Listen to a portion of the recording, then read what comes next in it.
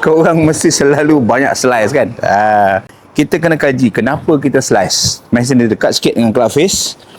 Nombor satu you kena ingat, dia jadi slice sebab apabila kena bola kontak, kelab kita macam ni. So kelab kita macam ni. So dia akan slice lah, nampak? Bola tu akan reel kan? Bola akan pusing kan? Itu adalah punca utama slice. Kalau dia tak slice, dia kena bola, dia macam ni. Tengok close up, dia kena bola, dia macam ni. So dia takkan slice. Betul tak?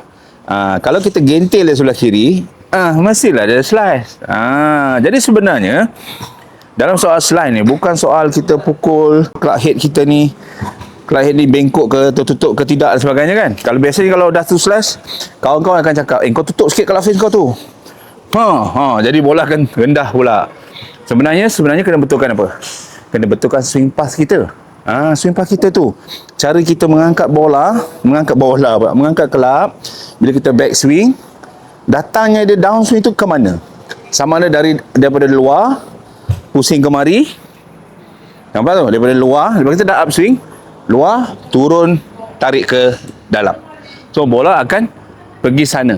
Tetapi kalau club face kita dari sini turun dari bawah, tolak ke atas, dipanggil sebagai in to out swing, bola kita akan lurus. Lain tu ada juga faktor grip.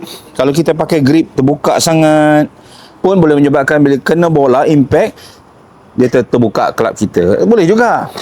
Mungkin alignment body kita. Alignment body kita tak square. Kita tak tag to the target line. Kan? Macam tu. Kalau square target line, dia akan center. Mungkin itu. Jadi yang pentingnya kita betulkan swing pass dulu kan. Betulkan swing pass, lepas tu yang lain-lain tu betulkanlah. Grip dengan sempurna, stand dengan square, okay? Tempo yang betul, kena bola impact dengan bola dengan betul. Masa kita kena bola, kita jangan masa turun, jangan kita bangun. Bila bangun mungkin bola akan kena dekat ujung kelab. Bila kita bangun. So kalau badan kita stay, mungkin takkan kena slash. Macam tu. Gitulah dia. Pukul kasih straight. Kita punya swing pass kena kasih in to out. Settle.